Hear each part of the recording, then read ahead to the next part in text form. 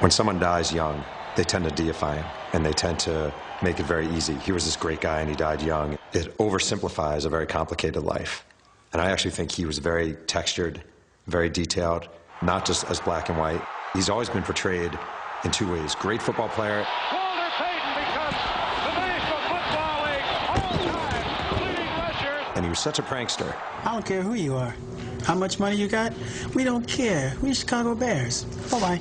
And I almost consider that an insult to who he really was, because he was so much more than that. You gonna be a football player when you grow up? Today is the best day of your life. Believe it. He might be the finest quarterback produced in the last 10 years. And he said, I'm the best decision this organization has ever made. That's all I need. Fortunately for me, I didn't lose my life. I didn't lose my job. Football convinced me that life is a team game. That's right. It's a game for men. That's real life. Nobody can ever tell you that you couldn't do it. Was this the final game on the sideline for a great coach? I want to thank you very much for making my day in the sun so memorable.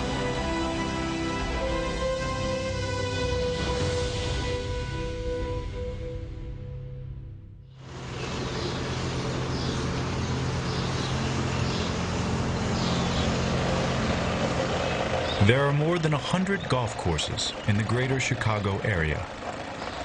But this one, Nickel Knoll Golf Club, is the only one built on sacred ground. Nearly 3 decades ago, this was Walter Payton's place, and golfers on the 9th hole can still hear the echoes of his footsteps.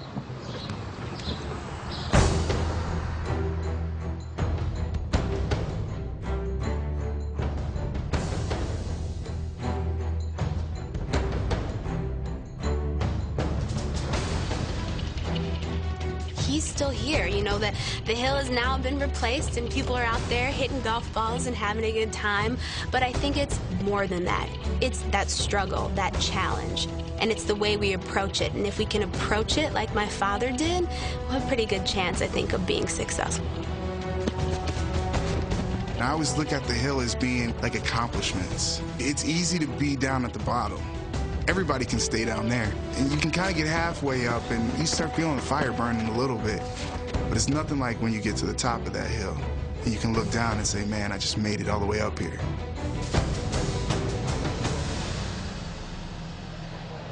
All of Payton's NFL records have been broken, and he died in 1999. But his spirit endures. I have a visual in my mind of him running that hill with the Rules headband on. And I said, you know what? If this works for Walter, you know, I'm gonna try it.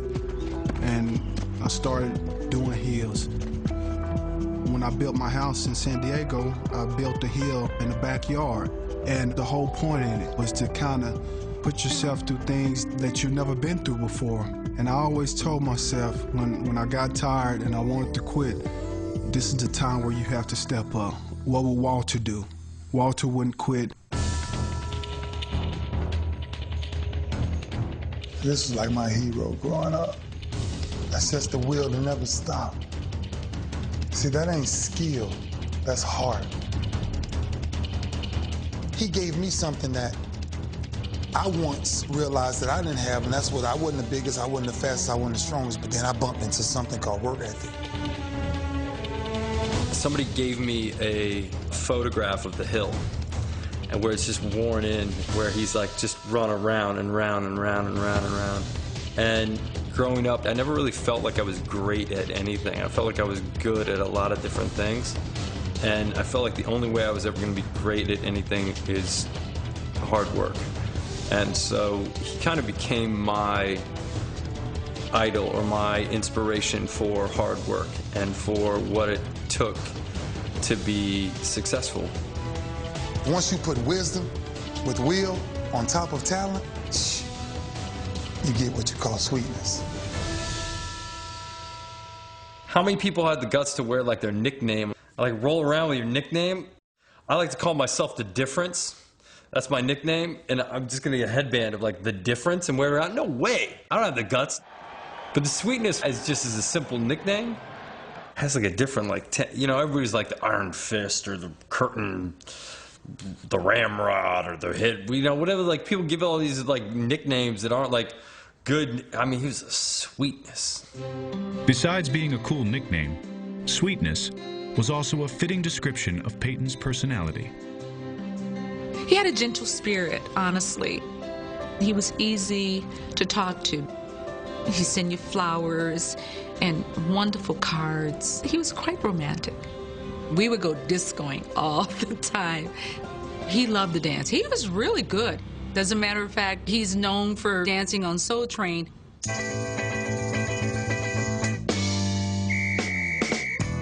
It's funny because I was looking at my future husband, did not know I was looking at my future husband, you know, at that contest. Payton had the moves on the dance floor and the gridiron. Despite playing at tiny Jackson State, the Chicago Bears selected him with the 4th pick in the 1975 draft, with the hope he could resurrect a struggling franchise. He's dreadful. Too weak a word. I mean, they were dreadful. Butkus was gone. Sayers was gone. There was a complete team breakdown. Coming to Chicago from Jackson, Mississippi, it's like, you know, another world. When he first came up, he was, you know, kind of a guy that walked around and didn't talk to too many people. His girlfriend, his college girlfriend, Connie, who would later marry, is at Jackson State. He's very lonely. His mother comes to live with him, so he's living with his mother in an apartment, and he hates it. Payton also had trouble adapting on the field. In his first game, he carried the ball 8 times and didn't gain a single yard. There were questions about whether he could play at that level from Jackson State. After the game, I was walking with my wife, and Walter was walking alongside us, and I could see he had tears on his cheeks. And my wife took his arm and said, "You'll have better days."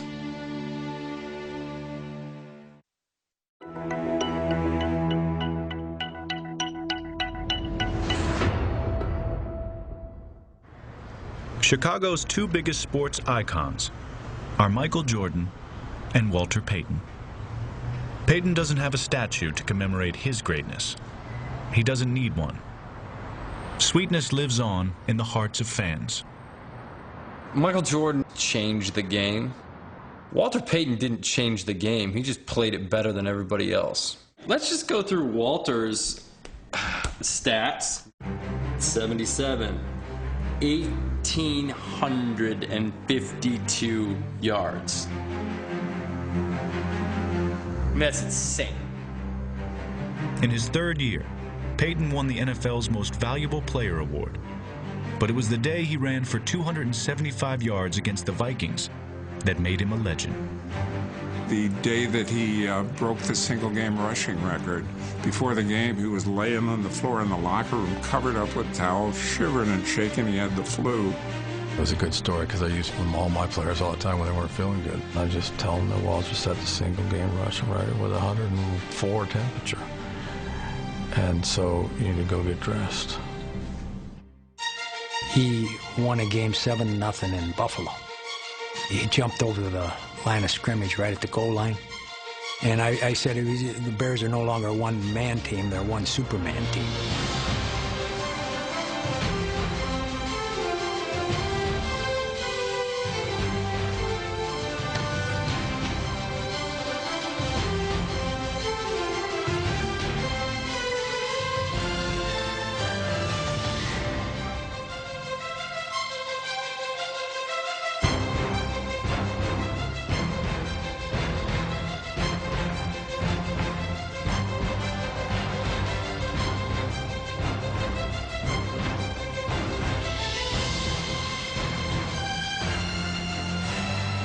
I do think he's the most complete back that I've ever seen.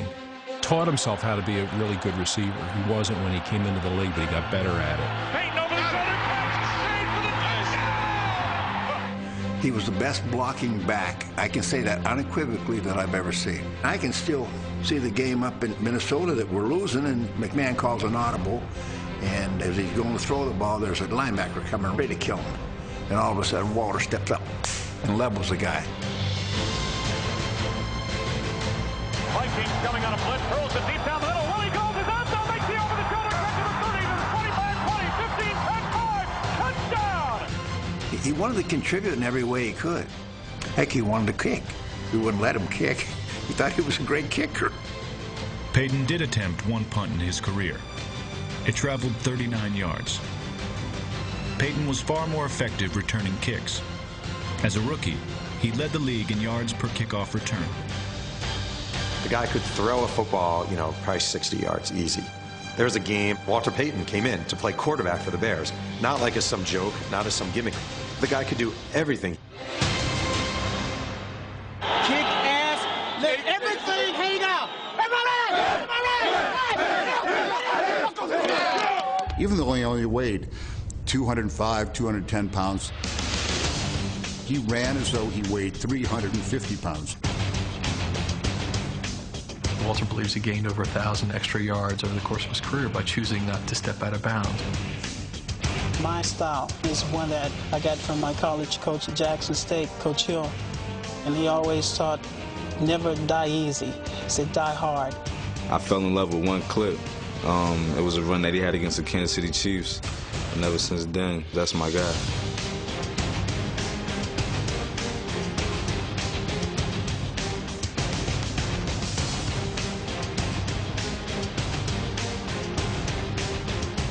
Despite his physical style, Payton only missed one game in his 13-year career. Walter Payton was a true warrior. Give me the heart of Walter Payton. There's never been a greater heart. Why he was good at what he did was all a product of what his physical conditioning was, his mental conditioning, everything he put into the game. He expected the best of himself all the time. By 1984, Payton's relentless pursuit of excellence had him closing in on Jim Brown's career rushing record. He wanted to be the best player in NFL history. And breaking Jim Brown's record, that was the standard. That record, beating Jim Brown's record, meant everything to him. Every once in a while, my son asks me, what game am I going to break it in? But What do you tell him? I told him, wait till the press conference on Wednesday. Walter failed to gain a single yard in his first professional game. Over the next 9 years, he had gained over 12,000. Now, he stood only a few yards away from football's most coveted record. Second play of the second half of the 21-yard line. Walter needs 2 to break the record. Wide to the left is Galt. McKinnon lines up wing to the right. High formation. Quick pitch to Walter. Looking for the record. Cuts back. He's got it. He's out over the 25 to the 26-yard line. Walter Payton becomes the National Football League all-time leading rusher, surpassing Jim Brown. And that's the equivalent to Hank Aaron breaking Babe Ruth's all-time home run record. Jim Brown at the time was the standard. And Walter came in and took that standard to a whole nother height. And he did it in a way that was so classy and respectable. He wanted the attention, and deservedly so, and rightfully so. I mean, it's a big deal breaking that record. But he didn't want it to look like he wanted the attention. Come on, get off the field! Get off the field! And there's a great moment after the game when Ronald Reagan, who was the president at the time, was flying, and he called him from Air Force One. Mr. Payton, this is Air Force One. Stand by for the president, please. Congratulations. Well, thank you. Very best wishes. Congratulations again. Well, thank you, and give my best to Nancy. He's just a wise ass. That was sort of Walter Payton. I called him up and congratulated him. We had a wonderful conversation. Walter Payton was the epitome of greatness. I have all the admiration in the world for him. Payton was finally king of the hill.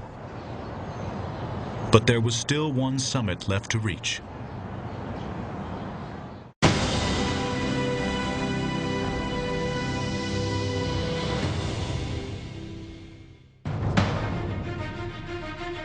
You're Walter Payton, and you've given your blood and sweat for the Chicago Bears. You're the best running back in the history of the NFL.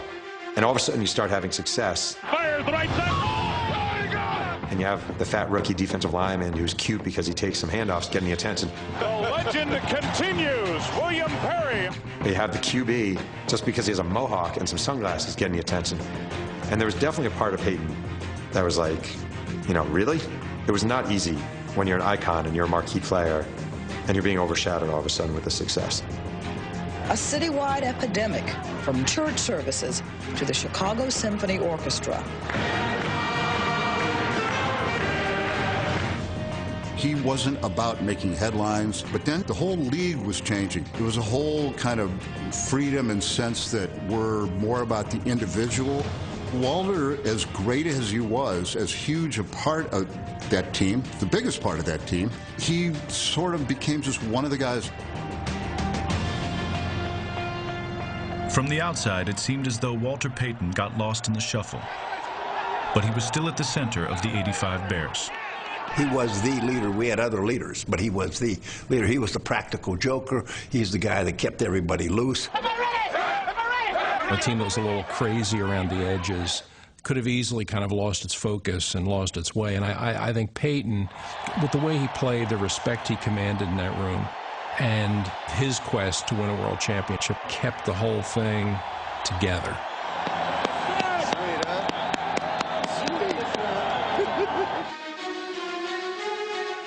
At age 31, Payton led the Bears to a 15-1 record and a trip to their first Super Bowl. Payton, the most successful rusher in the history of the National Football League, the Bears' all-time leading receiver, all-time leading scorer. Sweetness gets his chance today in the Super Bowl. And first offensive series of the game, Walter Payton fumbles. Payton drilled, fumbles the ball, and who has it? The New England Patriots. Tony Franklin kicks a field goal, 3-0 New England. Payton is devastated. It was the fumble that set the tone for his game. I don't even think he had 10 carries in the first half. The game went away from him completely. He failed the team in the most preeminent moment. Super Bowl 20 was not a showcase for the game's greatest runner, but its greatest defense. This defense has been incredible. They knock your socks off just to watch it. Total decimation of the AFC champion New England Patriots. The snap to Grogan, the blitz is on. Over the left side he goes.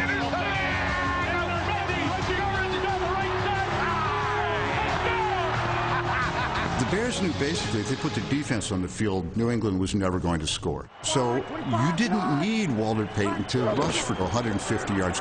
Everyone in red knew who was going to get the ball. If you go back and look at some of those plays, he's running out this way, and half the New England defense is going with him. So sure, you hand the ball to Stewie, or you make a pass over here to Gall. Oh, rainbows it deep down the right side. Willie Gall's out there. To the 50 to the 45.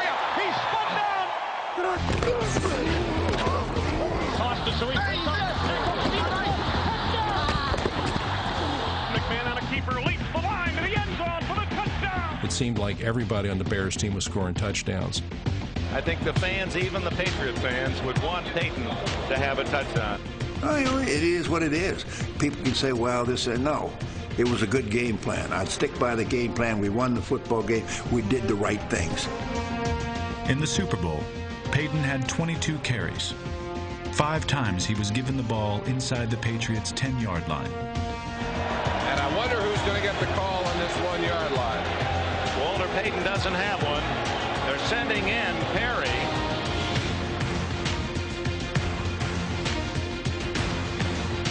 First and goal from the 1-yard line. Hand off to the bridge. Yes, William Perry has scored on a 1-yard touchdown run in the Super Bowl. And Walter Payton, I guess they figure they got a whole quarter to go. I remember that play live distinctly in my 7-year-old mind, going like, and it was pretty awesome that it was the fridge scoring, but we were all there sort of still thinking to ourselves like, well, Walter's going to get a touchdown. Walter's going to get a touchdown. When they chose to give the ball to Perry, it was obvious that it bothered Payton a lot. And when the game was over, he was peevish. The Chicago Bears are world champions of football. He was visibly upset, and it was obviously a great concern to me when I saw that after the game, because I knew the media wanted to talk to him. And he was hallowed up in a small little equipment room with just the shell of his uniform on, and he was sweating, he had tears in his eyes, and had an angry look about him. I was in the locker room, and Kenny Baldessari came up to me and said, "We got a problem." He said, "Walter's in the back room, and he says he's not going on television." So the two of us went back, and we talked to him. He was livid. His eyes were just like a warrior's, and he said, "I ain't no damn monkey on a string gonna jump up for you." His agent, Bud Holmes, comes into the room and says, basically, if you stay in here, or if you go out there and blast Ditka for not scoring a touchdown, you will be remembered for doing this for the rest of your life. You, after winning a Super Bowl, with a selfish SOB who sat in his broom closet and moped and ripped your coach. He thought about it for a while, and eventually he came out. He said all the right stuff, but he was hurt. He was hurt badly. Can you describe the feeling for you personally? Right now, it really hasn't sunk in. I don't feel anything. It's one of those things where when you have it in your mind for so long, what it would be like, and then after the actual event happens, you know, it tends to take away from it. That cut him deep because he was Walter Payton. I mean, Walter had a huge ego, but not in a bad way. He had the right to have that ego, and he felt he had the right to score that touchdown, and it was taken away from him by one of his biggest supporters and his coach. Every time I see Mike Ditka, he always has to tell me that he's sorry.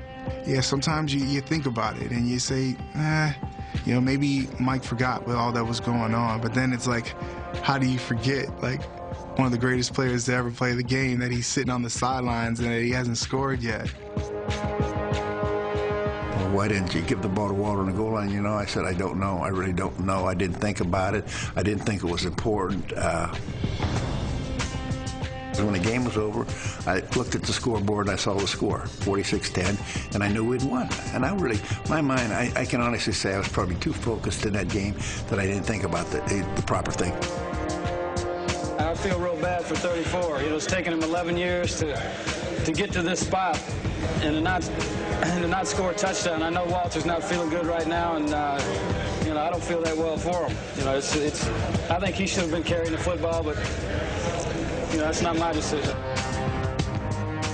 And if I had to do over now, knowing what I know now, of course, I would do it differently. I didn't realize it meant that much to him. And after finding out that it did, yeah, I would say it was my biggest regret, yes. Coming up. Piccolo and Sayers, that story was a little bit hyped. I thought that this was an even better story.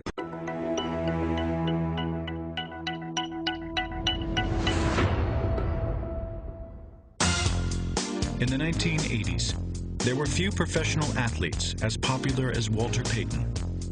Two celebrities will take to the course today, Top Gun Tom Cruise and the NFL's all-time Top Gun, Walter Payton. He had numerous endorsement deals and was the first NFL player to appear on the front of a Wheaties box. Payton enjoyed the fame, and his sweetness persona was a perfect fit for a Hollywood lifestyle. Paul Zimmerman said it best. He said, when you were around Walter, you felt electricity, like sparks were flying off of him. When you were in his presence, you felt you were in front of royalty. Hello, Walter. How are you? Nice to meet you, man. Pleasure's all mine. Ah, my pleasure. Who's that? It's my son, Simon. Hi, Simon. How are you? Yeah. Can you sign his ball for him? Be glad to. He did have that Michael Jackson superstar aura about him, and then he would break through that and be this regular guy. He'd get right in your face and ask you your name and about you and your kids, and he wasn't some standard line. I mean, he was genuine. Payton learned humility and respect while growing up in Columbia, Mississippi, despite being subjected to racism and segregation. He was colorblind, amazingly so. Columbia School District finally desegregated in Walter Payton's junior year of high school. They keep the white coach and they bring the teams together. It's very awkward. And the guy who starts cracking jokes and being like, blah, blah, blah, blah, blah, blah, it's all Walter Payton. Walter Payton was one of the key guys when it came to breaking down barriers. I remember when his father died, and that was a situation, if you were ever going to change your opinion about your fellow man, that would have been it. His father was arrested for drunk driving, even though he wasn't drunk. He had an aneurysm that caused him to appear drunk. They took him to a jail, and he died in the jail cell. And it was a white sheriff's deputy and a white sheriff who took him there. And there are all these people who wanted to say, if this had been a white man, would they have done it that way? Walter, he didn't play the race card. And there were civil rights leaders who wanted him and expected him to. I know it was very painful for him. It's one of the things that he really didn't talk about a whole lot. For the rest of his life, he never called Columbia his home. Whenever people would ask, he would say it was Jackson, not Columbia. Payton seemed to get along with everyone, but only let a select few get close to him. His best friend was fullback Matt Suhey. They were two guys from odd sides of the planet, but they just felt like they were connected some way. My youngest son, Scotty, was born on 3/4/94 at 10:34 in the morning, and I called him up, told him the story. I'm his godfather. It's the first things out of his mouth. And I said, oh, absolutely. I was going to ask him anyhow. It was kind of a big treat for my son, and it was kind of a thrill for him, too. Payton and Suey's friendship was reminiscent of the one shared by former Bear backfield mates Brian Piccolo and Gale Sayers. However, Walter and Matt's story was never made into a movie. Piccolo and Sayers, I thought that story was a little bit hyped. I don't think their friendship ever reached the extent that Suey and Payton's did. And thought that this was an even better story. I felt like my dad and him really got close because they had to be on the same page. Matt being the fullback, my dad being the running back. You'd see those two on the field sometimes and, you know, wow, symbiotic. Matt watched my dad's back, kind of like being a bodyguard or protector. He blocked for him. He took a lot of hits, or making sure that my dad would get the glory. And Matt kind of just sat back in the background, very unselfish. There's that picture of my dad pulling down Matt Suey's shorts. It just symbolizes their friendship. Like, I'm back here, I'm gonna joke with you a little bit, but you make sure I'm okay up there. I think that was his Christmas card in the early 90s, you know, taking a peek into next year, which was not a great peek. But, you know, that's typical Walter. Matt was a person who he could always depend on, and I think that really showed, you know, especially when he got sick. And the fact that Matt was asked to be the executive of his estate, I think, says everything. He basically entrusted in him us. That's a huge thing. That's a huge responsibility for someone to take, and Matt did it graciously and without question, and I think we're all so thankful that he has been here for us. Even before he grew ill, Payton always made sure that his kids were raised right. There's a game when I was in high school that we played against Holy Cross, and play broke up, and I ended up taking it 60 yards. And I flipped the ball behind me and started slamming on my chest. I heard that whistle. He's on top of the press box. None of that. Jerry didn't understand, and he would be mad about a lot of those things, but like he says, now I see and I can appreciate all those things Dad had me do because it's truly shaped me into who I am now. When you look at a friendship, there's rocky points in there. You get mad at each other and then make up. My dad was truly my best friend. Not only is my dad an exceptional athlete, he's a role model. He's my biggest role model and best friend. We made a wager who would be the first one to break down in tears. And after hearing my son get up here and talk, I don't care if I lose the bet.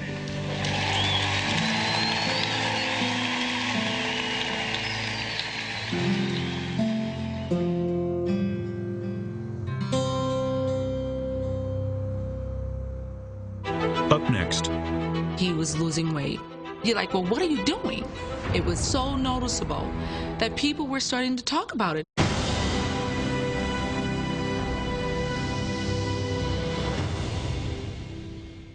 In 1987, Walter Payton retired as a player to pursue his dream of becoming the NFL's first minority owner. But before his final exit, Sweetness wanted to leave the game with an enduring image.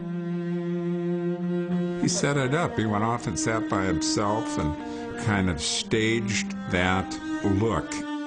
Here was his last moment that he would be seen in a uniform, and I think that there was some degree of wanting to do that by himself. He wanted to be cast as being reflective about what he had just accomplished in a great career.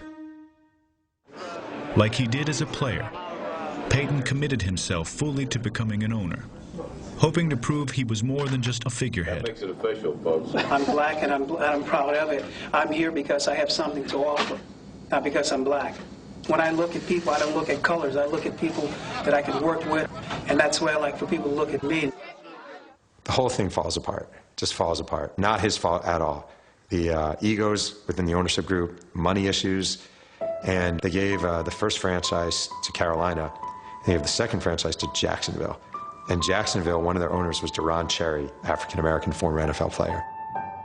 I think that broke his heart. I really, really, really do.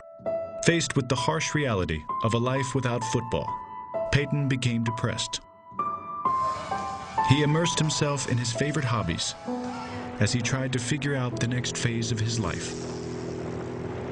I know he went up and got a couple caribou out in the Arctic. This was nice. This was, hey, it's the biggest thing I ever had. He got into racing cars and all of these crazy things, I think, just trying to fill that void. Personally, I don't know if it was ever filled. The last 10 years of his life was a very, very sort of sad time for him. And I think he never found who he was. Filling the void football left wasn't Payton's only struggle. He and his wife were drifting apart. Was he a good husband? By conventional standards, certainly not. He provided for his family, but he wasn't very faithful. When I heard talks of relationships up and went, well, no, I wasn't surprised. I mean, no, I mean, it wasn't. You know, yeah, hurtful. I thought it was just being not sure about the next phase of his life and what to do. The challenge in their marriage was football meant that he stayed here in Chicago a lot, but once that ended, there were so many other things out there that he was trying, and he was gone a lot. She, in some ways, became a single parent. We had this really good day, and after he left the house and called back, and he goes, there's something on your desk for you. And I'm like, oh, okay. Well, of course, it had been such a good day. You could have knocked me over. I mean, and then my heart just kind of fell to the floor when I walked in, and it was divorce papers. And I just thought it was one of those things where, you know, eventually, you know, he would figure it out, and he would be back home. For the last 10 years of his life, they didn't really live together. He would come and go from the house. I don't think being Connie Payton was a specifically easy thing to be. Payton wasn't perfect, and he was also, contrary to public perception, not indestructible. The toughest runner the NFL had ever seen had a rare liver disease. In 1998, he was losing weight. I probably would have paid more attention, but he wasn't around for me to really notice. But when we would do things with the kids, we were at sporting events, you're like, well, what are you doing? When he broke the news to me, and of course, it was very hard, and I started crying, but like he said, you know what? I'm going to tackle this like I do everything else. I'm going to give it all I got. He didn't want to announce that he was sick. He didn't want it to come out. But he was losing weight and losing weight and losing weight, and he had very jaundiced eyes. And Jarrett, his son, was announcing where he was going to college. They held a press conference at the high school where Jarrett went. He could play whatever you want to play. He could play running back or... It was so noticeable that people were starting to talk about it and whisper about it. And our reporter on the scene said, yeah, I talked to Walter. He said he overtrained for the marathon. And so I said on the air, he looks like Gandhi. I bet I could take him. Walter also had no control over media rumors about possible HIV, hepatitis, alcohol, or drug problems. The big rumor was that he had AIDS. It was all over the place. Walter Payton has AIDS. Look at him. He has AIDS. He was gay, and that he had AIDS. It got to the point where some people were saying some pretty negative remarks about it, and I think that's when, as a family, and he said, you know, we're going to have to come out with this. Walter has a rare liver disease, and it's called primary sclerosing cholangitis. Or it's known as PSC. The cause of the disease is unknown. Are you scared over this? Am I scared? Hell yeah, I'm scared. Wouldn't you be scared? But what can you do? As a fan, you see those athletes as gods in a way, right? I remember when that happened, I went, oh, wow. I was like, my hero is a human being. And that's a really weird thing. He's Superman, you know. I just felt like he was going to be okay. He was going to pull through this. And I probably prayed for him more than anybody because I love the guy. Not even met him before, but he was so inspirational. He's probably one of the toughest human beings I've been around, to the ability to take physical pain. And it was tough. I don't say that lightly either. It certainly brought him down. To the people that really care about me,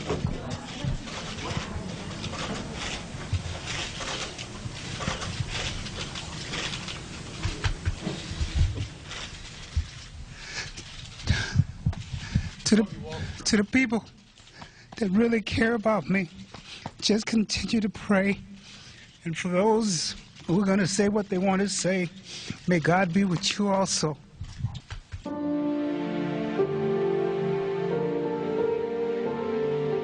It was in May of 1999 when he was getting sicker, and we knew there had to be something more. It was discovered that Walter had bile duct cancer. And then he came home and we took care of him, and I was happy to take care of him. And I still loved him, and you know, the kid's father, and they loved him, and we were going to be, as Jared said, a team. And if he ever needed a team, he needed a team then. And I think he had a good team in all of us. I try to get out there, you know, at least 3-4 times a week. And when I would drive by, I'd look up and he would give me the finger, you know, the one finger salute. And I think it was just kind of say, hey, thanks, you know, I'll see you tomorrow, we'll see you, you know, whatever. When my dad got sick, he was always there for him. And, you know, my dad always needed somebody to lean on. So who better to lean on than your fullback who watched out for you most of your career? About a month before he died, and Walter put his arm around Matt and thanked him for being such a good friend. And he says, Matt, this is going to be another Bryant song. The only difference is the brother dies in this movie.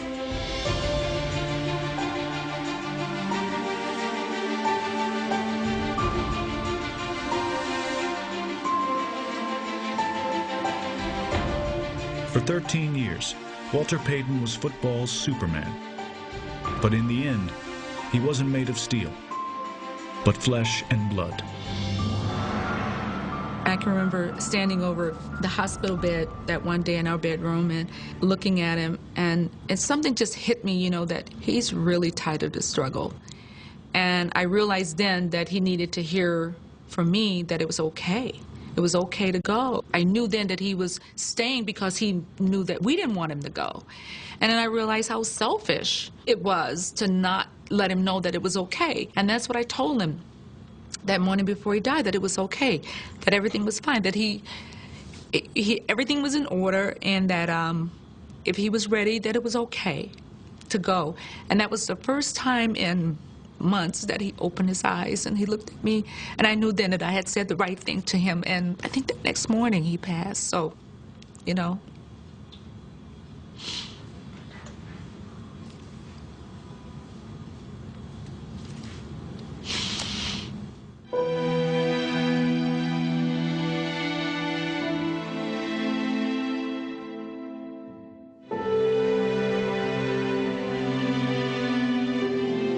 What was the scene like in Chicago after he had passed? Pretty tough. I mean, he really... Go take a break.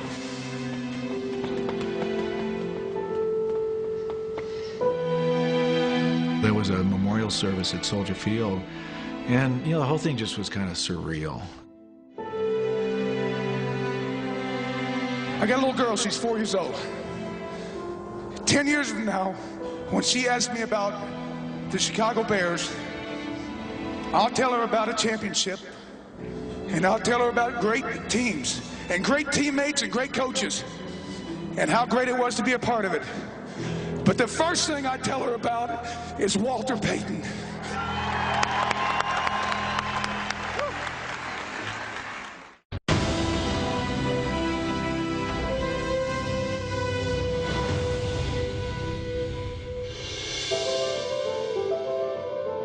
Ever since my dad passed away, the number 34 appears everywhere. If I look at the clock, it's 2:34. It's I'm in a cab and I'm driving and I look and it's 2:347. It could be riding in somebody's license plate. It's like a 34. You get a ticket in the store. Honestly, 34. We were in a car accident and it threw us like 50 feet into a field. And what do you know, like the time on the clock was something 34. And honestly, I mean, the car accident could have been so much worse than it was. But we were, and not only that, but we were on Route 34 when it happened. It was kind of like he was there. He was watching over us, making sure that everyone was okay. It was freaking me out for a while, but it's actually pretty cool to know that he's just still around with me and that he's going to be with me every single day. On your mark, ready, go! Good luck, everybody! Good luck! The Payton family is constantly reminded of the number and the man who wore it. Moved out to California like 35 years ago, but I can't leave him. Thank you. Here. I appreciate He's a real hero. I met your dad after the '84 NFC Championship game in San Francisco. Yeah. He was a great man. Thank you. He was a really nice guy. Thank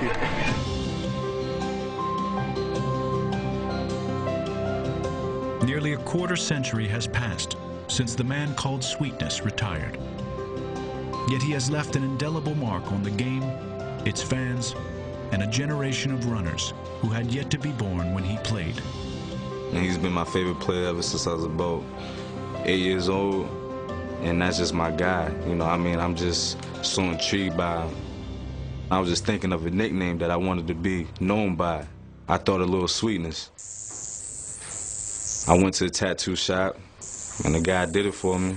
The significance for me is that, you know, I'm his little protege. I got Little Sweetness, 34, and I got Rest in Peace, Walter Payton, and I got a W and the Superman logo. It hurts that I'll never get to meet him, but I feel like if he knows how much I admire him, he'll be with me. There's never going to be anybody that can compare to Walter Payton. Emmitt Smith has eclipsed Walter Payton as the NFL's all-time rushing leader.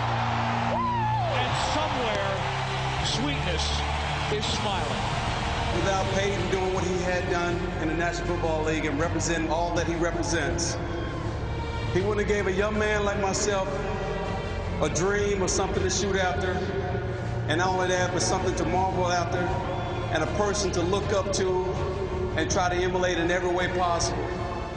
One of my best friends, we just got into a massive argument over who the greatest running back of all time was. For me, it's Walter Payton. Like, defiantly, undoubtedly, without a question, it's Walter Payton.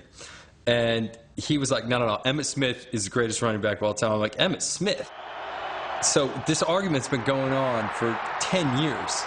So we're at Super Bowl last year in Dallas, and we happen to be in Jerry Jones's box, and who's there? Emmitt Smith. So I go to Emmitt Smith with my buddy. I'm like, all right, here it is. This is here we go. I say, Emmitt, who was the greatest running back of all time? And Emmitt looks at me, he's like, Walter Payton. And that was it. That was it. Argument's over. Walter Payton. His name is at the top of the list. Trust me. Trust me, his name is at the top of the list. Walter Payton's rise to the top didn't come without struggles. And it was his ability to persevere that allowed him to ascend to the game's greatest heights. When I'm through playing football, I want to be known as a player that whenever he was out there on the field, every play, he gave everything that he had. And when he left the field, he left everything that he had in him on the field. What people will remember about Payton, what a generation of players coming up used as inspiration from Payton, was just the honesty of his effort. The way he attacked the game, what he demanded from himself, the way he prepared for the game, what he was willing to sacrifice and give in the pursuit of winning. I think that's kind of his coat of arms.